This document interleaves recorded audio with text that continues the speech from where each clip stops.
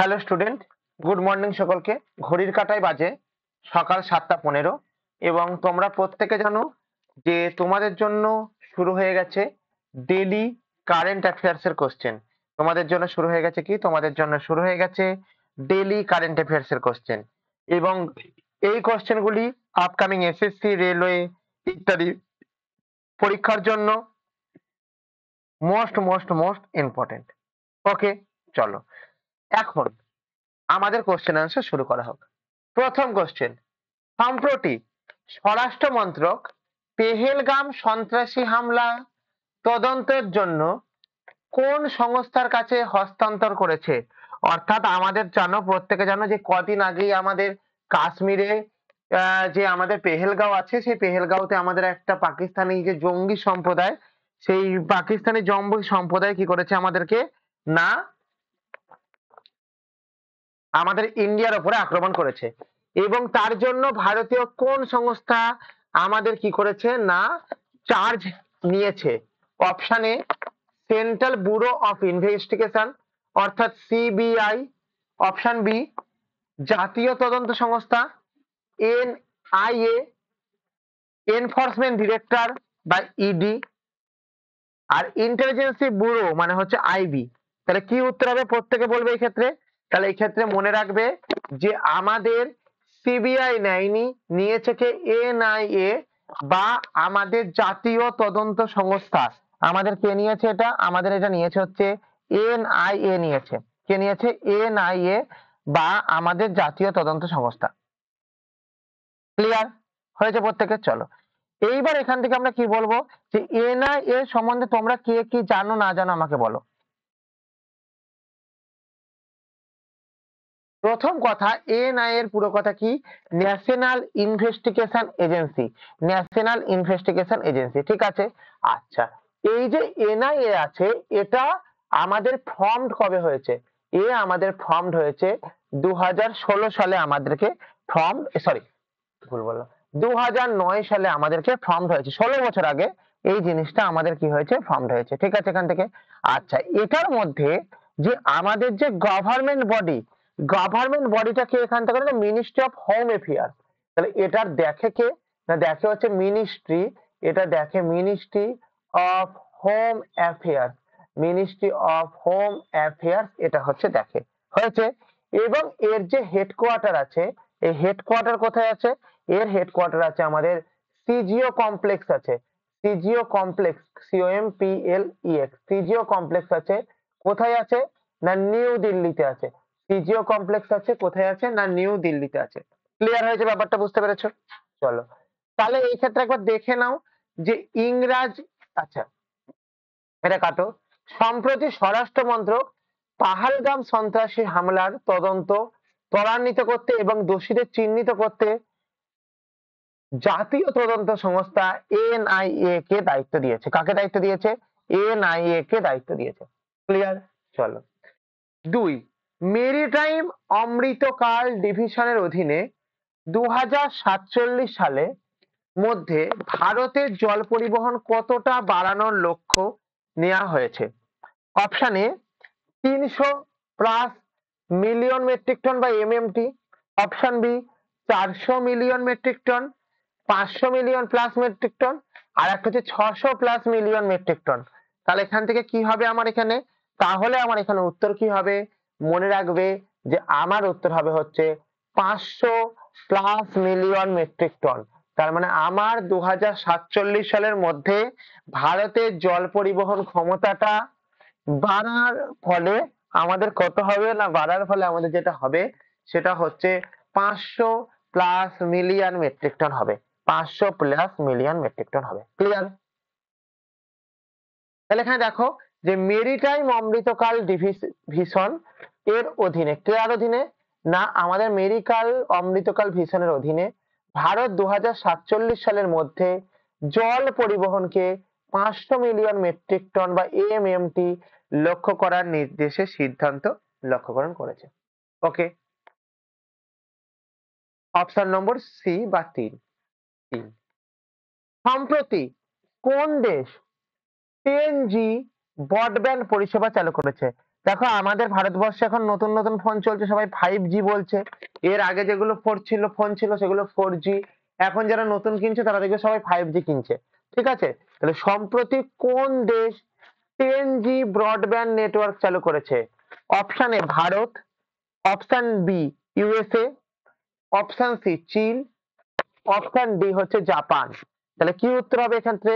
ভারত হবে না, ইউএসএ হবে না, চীন ইজ দ্য রাইট অ্যান্সার। তার মানে আমাদের এই ক্ষেত্রে মনে রাখবে যে আমাদের চীন দেশে যে ব্রডব্যান্ড পরিষেবা আছে সেই ব্রডব্যান্ড পরিষেবাটা কত জি? সেই ব্রডব্যান্ড পরিষেবাটা হচ্ছে আমাদের 10G হচ্ছে এখন বর্তমানে। ওকে, তাহলে সম্প্রতি চীন বিশ্বের প্রথম 10G ব্রডব্যান্ড নেটওয়ার্ক চালু করেছে, যা অত্যাধুনিক ইন্টারনেট গতি প্রযুক্তি প্রদান করবে, যা অত্যাধুনিক ইন্টারনেট গতি প্রযুক্তি প্রদান করবে। ক্লিয়ার? চলো, বর্তমানে ভারতের মাথাপিছু ইস্পাত খরচ কত? Option A 78 kilogram, option B 88 kilogram, option C 98 kilogram, option D 108 kilogram. তার মানে আমাদের বর্তমানে ভারতের যে মাথাপিছু যে ইস্পাত খরচ, মাথাপিছু ইস্পাত খরচটা মনে রাখবে আমাদের 98 কিলোগ্রাম। তার মানে আমাদের 98 কেজি হচ্ছে কি না, 98 কেজিটা হচ্ছে আমাদের ভারতের মাথাপিছু ইস্পাত খরচ। তাহলে ভারতের মাথাপিছু ইস্পাত খরচ কত? না ভারতের মাথাপিছু ইস্পাত খরচটা হচ্ছে আমাদের 98 কিলোগ্রাম। ক্লিয়ার না ক্লিয়ার না ক্লিয়ার? চলো, তাহলে দেখো ভারতে বর্তমানে স্টিলের মাথাপিছু ব্যবহার প্রায় 98 কিলোগ্রাম, যা দেশের শিল্পায়ন এবং অবকাঠামো উন্নয়নকে প্রতিফলিত করেছে। মানে আমাদের মোট যা স্টিল আছে তাকে যদি মোট মানুষ দিয়ে ভাগ করা গেছে তাহলে দেখা যাবে যে প্রত্যেকটা মানুষ আমরা প্রায় 98 কেজি করে আমরা ইস্পাতকে খরচ করেছি। কথাটা বুঝতে পেরেছো? তার মানে কি হয়েছে, আমাদের ভারতবর্ষে মাথাপিছু ইস্পাতের পরিমাণটা কত? মাথাপিছু ইস্পাতের পরিমাণটা হচ্ছে আমাদের 98 কিলোগ্রাম। ক্লিয়ার না ক্লিয়ার না ক্লিয়ার?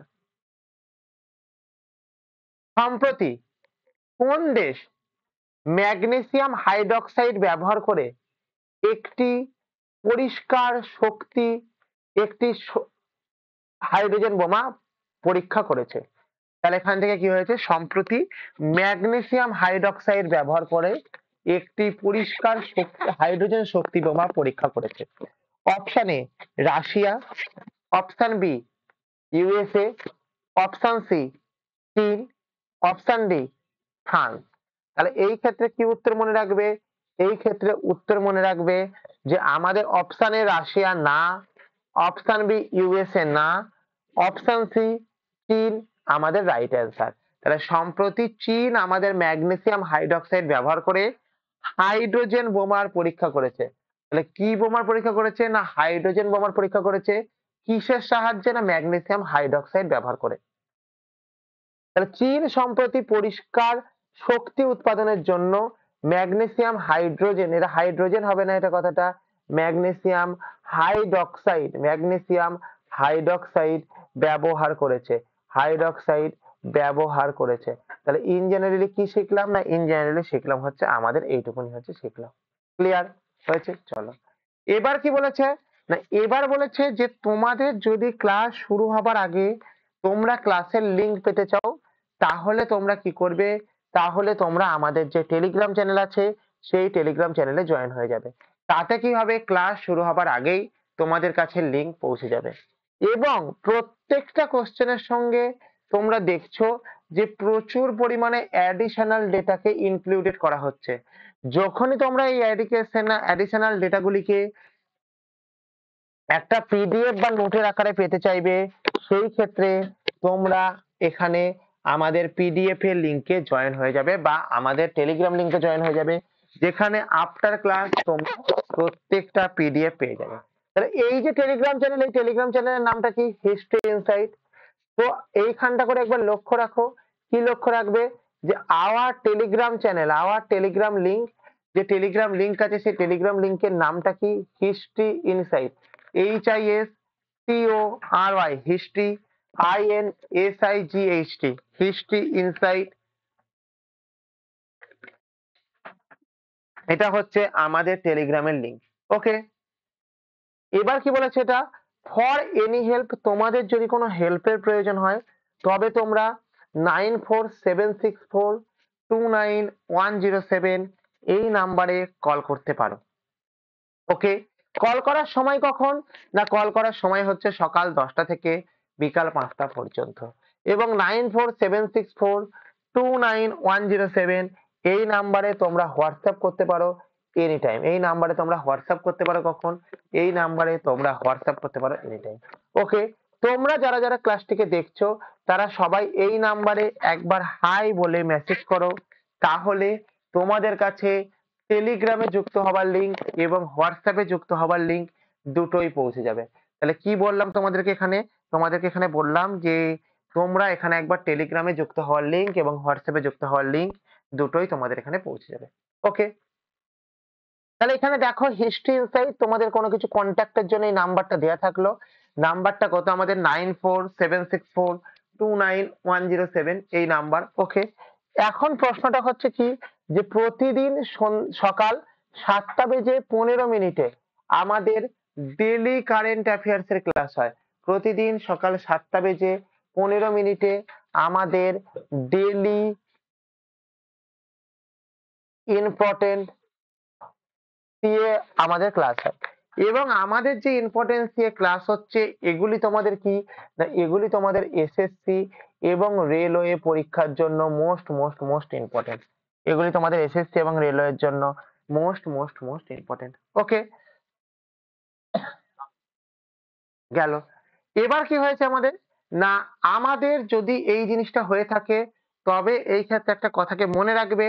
কি কথা, তোমরা যারা যারা ক্লাসটিকে দেখছো তারা প্রত্যেকে ক্লাসটাকে লাইক করো, কমেন্ট করো, শেয়ার করো এবং সাবস্ক্রাইব করে বেল আইকনকে, এক সেকেন্ড,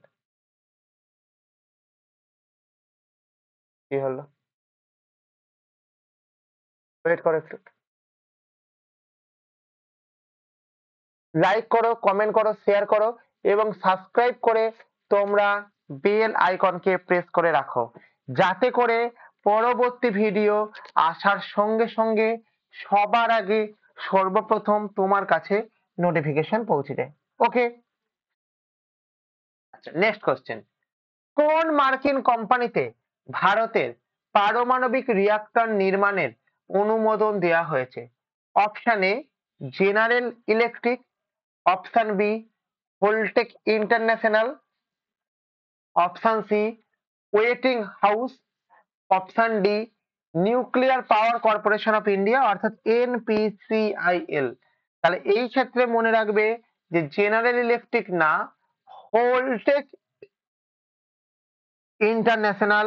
এই হোলটেক ইন্টারন্যাশনালে পারমাণবিক রিঅ্যাক্টর নির্মাণের জন্য অনুমোদন দেওয়া হয়েছে। তাহলে কি করা হয়েছে, পারমাণবিক রিঅ্যাক্টর নির্মাণের জন্য অনুমোদন দেওয়া হয়েছে।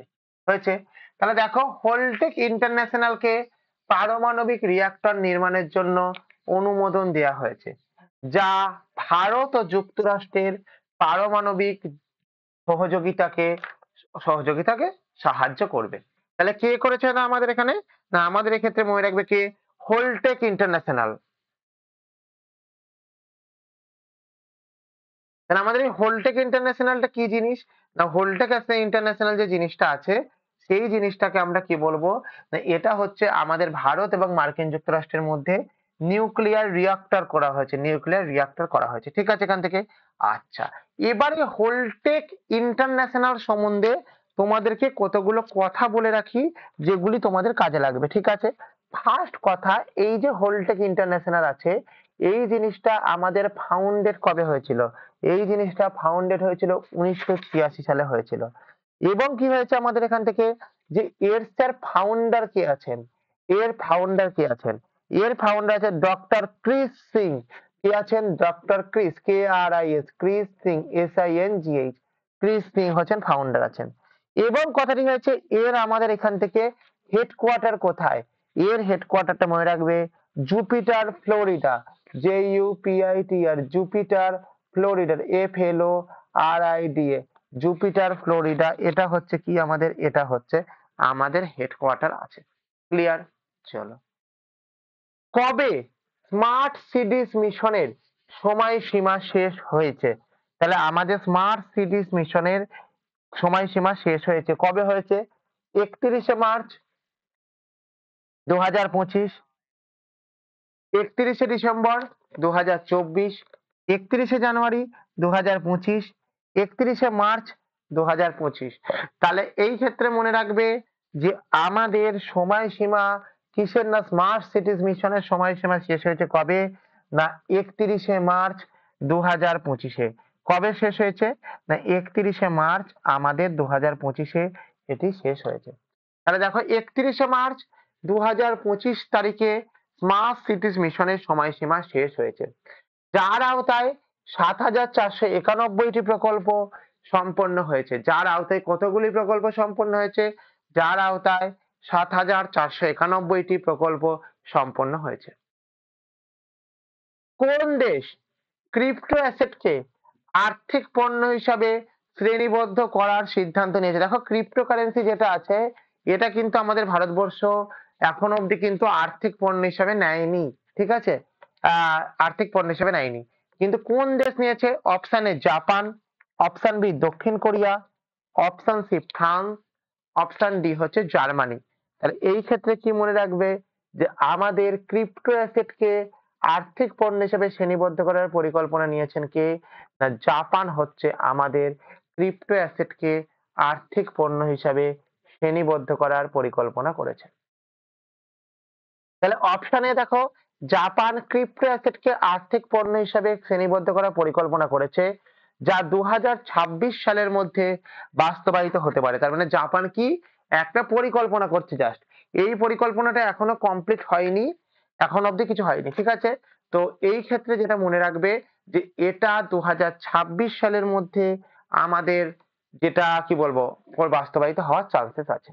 ওকে, কোন স্থানের পান পাতাকে ভৌগোলিক নির্দেশক বা জিআই ট্যাগ প্রদান করা হয়েছে? তাহলে কি বলবো এই ক্ষেত্রে যে কোন দেশ স্থানের পান পাতাকে কুম্ভকোণম, মাদুরাই, তিরুচিরাপল্লী, কোয়েম্বাটার। তাহলে এইখান থেকে আমরা কি বলবো? কুম্ভকোণম হচ্ছে রাইট অ্যান্সার। তাহলে কুম্ভকোণম নামে একটি জায়গা আছে, এই কুম্ভকোণমের পান পাতাকে জিআই বা জিওগ্রাফিক্যাল ইন্ডেক্স বা ভৌগোলিক নির্দেশক হিসাবে প্রদান করা হয়েছে। এই জিনিসটা কি করা হয়েছে? ভৌগোলিক নির্দেশক হিসাবে প্রমাণ করা হয়েছে। কুম্ভকানেমের পান পাতাকে ভৌগোলিক নির্দেশক বা জিআই ট্যাগ প্রদান করা হয়েছে, যা এই অঞ্চলের কৃষকদের অর্থনৈতিক গুরুত্ব বহন করবে, যা এই অঞ্চলের কৃষকদের অর্থনৈতিক গুরুত্ব বহন করবে। ক্লিয়ার না? ক্লিয়ার না প্রত্যেকে বলো। চলো, কোশ্চেন নম্বর 10, ভারতের প্রথম আন্তর্জাতিক বার ও বেভারেজ ট্রেড শো কোথায় অনুষ্ঠিত হবে?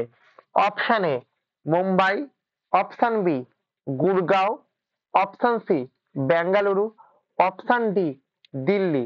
তাহলে এই ক্ষেত্রে কি মনে রাখবে যে আমাদের প্রথম আন্তর্জাতিক বার এবং বেভারেজ ট্রেড শো অনুষ্ঠিত হবে কোথায় হবে? না গুরগাঁওতে অনুষ্ঠিত হবে।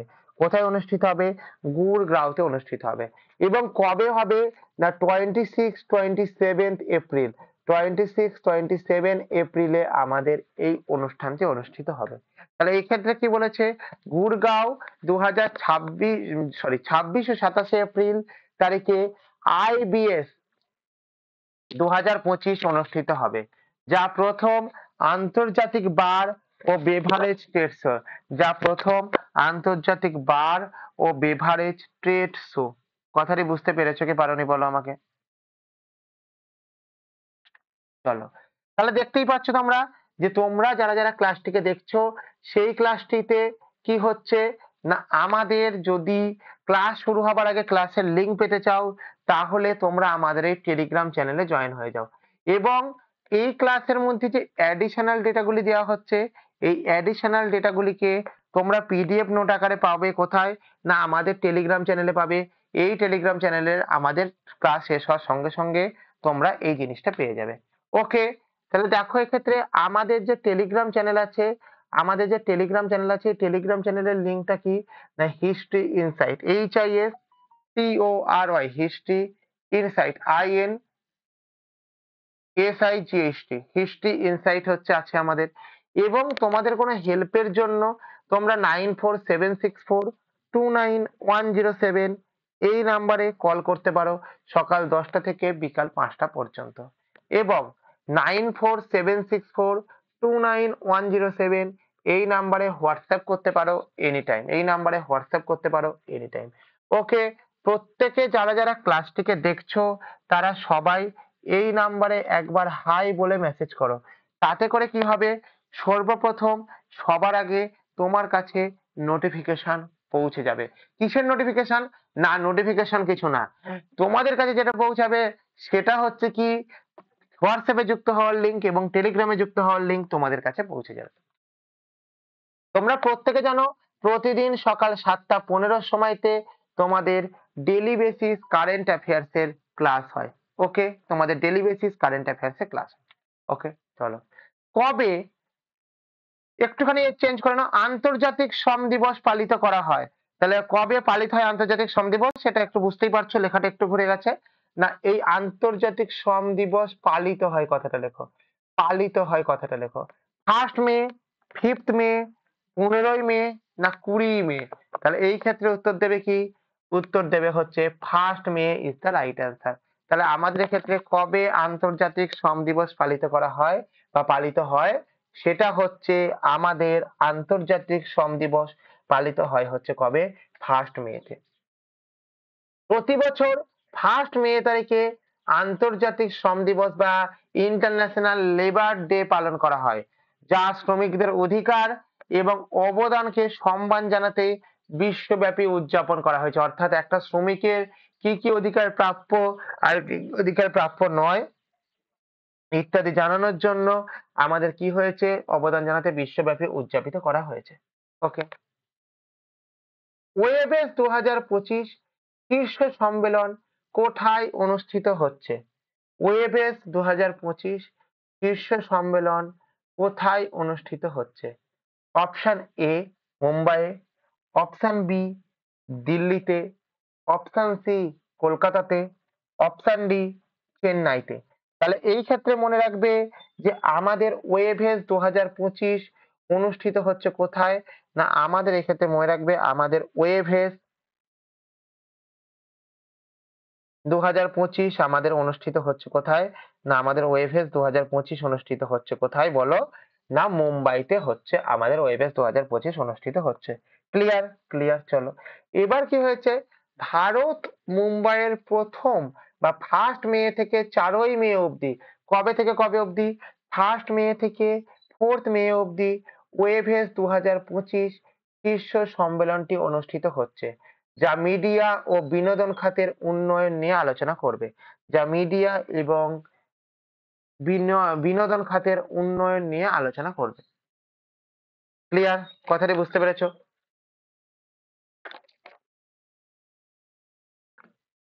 উন্নয়ন নিয়ে আলোচনা করবে। তাহলে ওয়েভেস 2025 শীর্ষ সম্মেলন অনুষ্ঠিত হচ্ছে কবে, না ও সম্মেলন অনুষ্ঠিত হচ্ছে কোথায়, আমাদের মুম্বাইতে।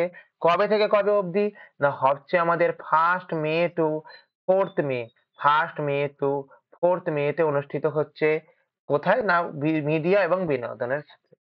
কোন পোর্টালটি রিজার্ভ ব্যাংক অফ ইন্ডিয়া 1 মে 2025 থেকে চালু করেছে? Option A Pravaah portal, option B UPI, option C DigiLocker, option D ভীম। তাহলে আমাদের এই ক্ষেত্রে কি উত্তর হবে, প্রভাস, PRAVAAH। তাহলে প্রভাস পোর্টাল, এই প্রভাস পোর্টালটা কে করেছে, না প্রভাস পোর্টালটা আমাদের কে করেছে, না আরবিআই করেছে। ঠিক আছে, আরবিআই করেছে। কবে করেছে, না আজকে 1 মে তে আমাদের প্রভাস পোর্টালটা চালু করেছে। ঠিক আছে, তাহলে রাইট অ্যান্সার কি হলো, রাইট অ্যান্সার হয়ে গেল আমাদের প্রভাস পোর্টাল হয়ে গেল আমাদের রাইট অ্যান্সার। ক্লিয়ার না, ক্লিয়ার না বলো?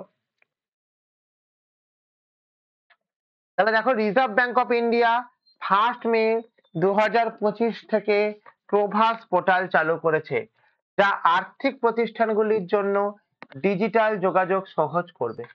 ওকে, 2025 সালে পঞ্চায়েত নির্বাচন কবে অনুষ্ঠিত হবে? 2025 সালে পঞ্চায়েত নির্বাচন কবে অনুষ্ঠিত হবে?